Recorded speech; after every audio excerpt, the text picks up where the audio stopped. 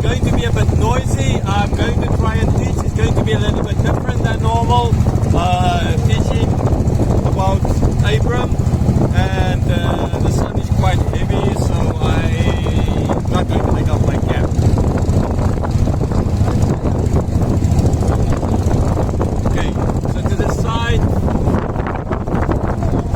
just see how the canal. This canal go all the way. The water here is brown, and in the lake at the same time it's going to turn blue with leaves. Okay, I'll take another one. Right, so Genesis chapter 12, overview of this chapter. It starts with Abram moving. He already moved from Ur the Chaldeans to Haran with his family, his father and his other family members. And then they all ended up in Haran, right, where they then stayed for a certain period of time. Abram didn't immediately go from Ur to Haran and then down into the promised land. He got a call in Ur. He went to Haran with his family, where they then spent more time before he got another call by God to now go down. And this is now where we take up the story, right? In this we see how he moved to the promised land, in the land of Canaan. And then there is, it doesn't seem so good there in the land of Canaan because of the drought. And they need to move further on, right? So just imagine God sending you to a land where it's all kind of good, the promised land, and the first thing you find there is basically a drought, and you need to move away and move to another country. In this case, it's going to go down to Egypt. And then in Egypt, he is going to lie concerning, or to put it better, tell a half-truth concerning Sarah, his wife, that she's his sister. And then the effect that is going to have on the Pharaoh. And then ultimately how they will then be kicked out of Egypt due to this, right? And that predates, or it sort of as well prophetically points towards Moses, and when they will lead, Moses will lead the people out of Egypt, where Pharaoh will literally kick them out. Get away, get away. Now, that, as we know, is rolling from history is not going to last that long before Pharaoh rethinks he wants to get them back, but at least that is the part as he is at that moment. Okay, so now let's look at the chapter 12, verse 1. Now the Lord said to Abram, go from your country and your kindred and your father's house to the land that I will show you. Right? As always, and I've mentioned it a number of times, the idea of Lord. Again, the word they use here for Lord is Yahweh. Right? And at that stage, we do know that that name, that God hasn't given that name yet to Moses. Moses will only get that name later on when he was in the desert, as after he fled Egypt. Okay? So I just see this as Moses in using that name of God, because it is again the covenant name of God, that personal name of God. That is why. Okay, and this is the same thing we see all over the place, everywhere.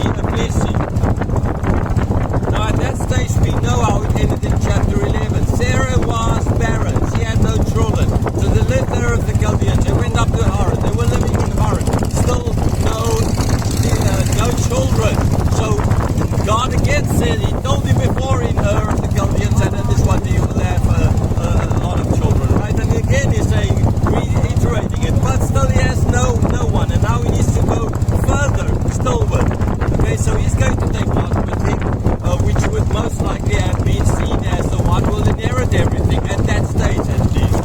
Okay, but Lot later on is going to choose differently, as we will see as well in other chapters.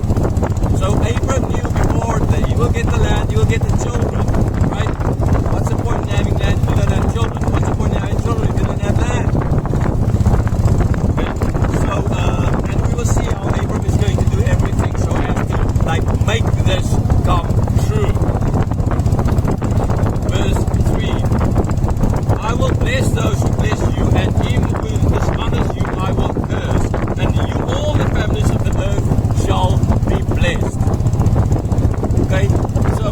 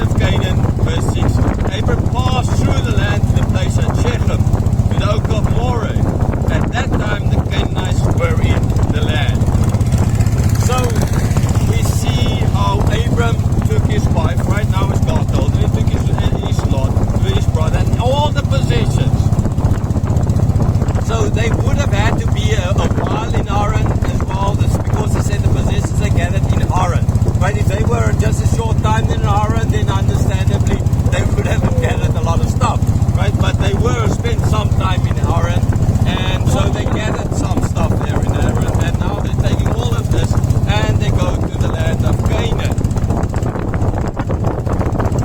Okay, and they didn't just go to any, they immediately went to Shechem, right? To the oak and Moreh, because as we can see as well, shade, trees are very important. Like for example, where we are sitting now here on the boat, no trees, right? Because we are so without a cap, right? If you don't have actually an umbrella would be wise. Umbrella's a little bit difficult holding it against the wind as we're going, right? But you need shade, and in that regard, you need the shade. So understandably, they go to an oak there in Marlborough because they where they can put up the tent and live under the shade of the tree. Right. Now yes, there's lots about oaks where people would worship other gods, false gods on the oak trees, and it's mentioned. But this is not now at the moment, right? They are just living. This is just for the sake of shade. A very practical thing.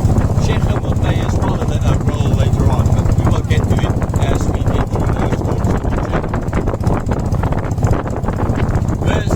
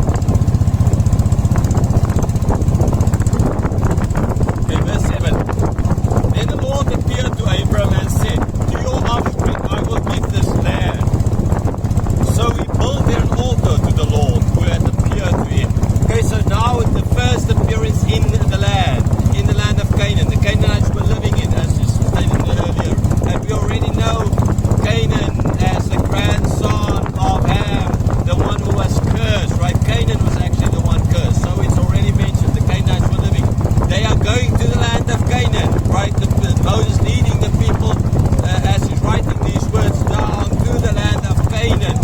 Okay, and so it's already as well mentioned that the Canaanites were living there then, and they're living there now. Okay, so here the first appearance in the promised land, in the land of Canaan.